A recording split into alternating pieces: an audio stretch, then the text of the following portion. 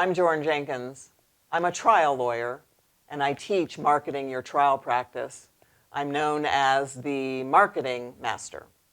I have a series of posters that helps especially young lawyers, but clients and their lawyers in the trial practice, in their negotiation practices, in their mediation practices. And this is one of probably my most successful posters, which is kind of funny to say since it's called Success Indicators.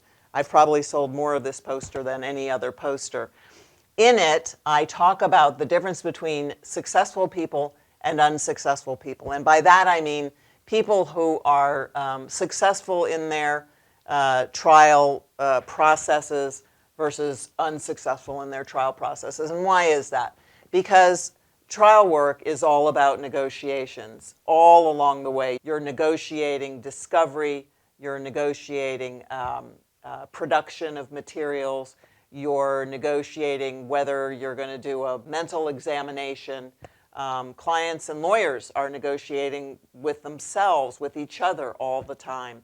So successful people may, in their negotiation strategies, put their communities first.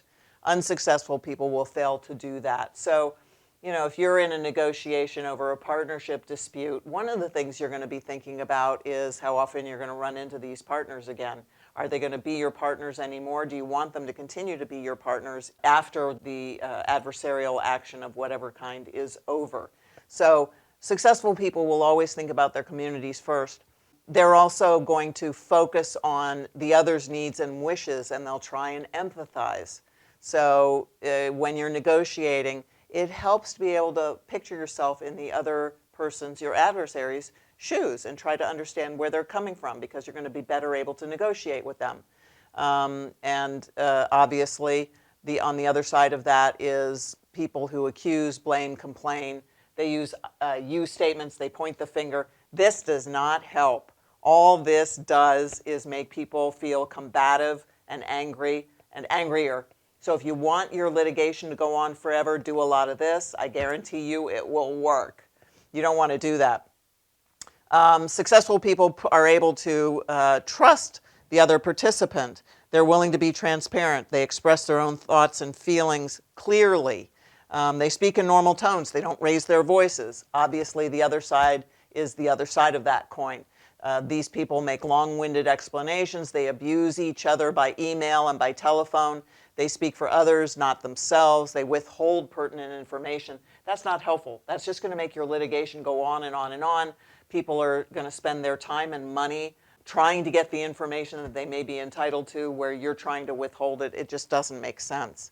Successful people avoid interrupting other participants in whatever process they're in.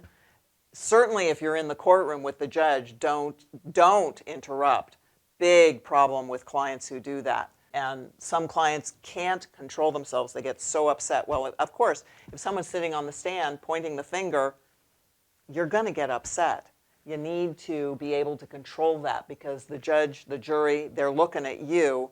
They are paying attention to what you're doing. If you're making faces, if you're being combative in response, you're not going to look good. It's the combative people who are making themselves look bad. Successful people are able to confer with the adversary in the same room and discuss things with the other person there, the adversary. Successful people are receptive to suggestions and alternatives, and they're cooperative. They can remain in a meeting regardless of what's said. So even if the other guy is doing this, stay there, try and work it out. If the other side is this unsuccessful person, try to work through it with them anyway. The sooner you're out of the litigation, the better. I have known people who were unsuccessful on both sides of the table. They were unsuccessful clients, and the litigation went on for 5 years. I made lots of money. But my client spent lots of money. He didn't have to spend it. If he had been more successfully oriented, if I had had this poster back then, I would have had a much easier time with that client. Finally, I think the most important thing for everybody to understand, the lawyers and the clients, appreciate that realistic expectations for what will be accomplished are important. You as the lawyer need to make sure that your client has realistic expectations. And you, as the client, need to keep a tight rein on your expectations. Ask your lawyer, what if he doesn't tell you? What is realistic here? What can I realistically expect?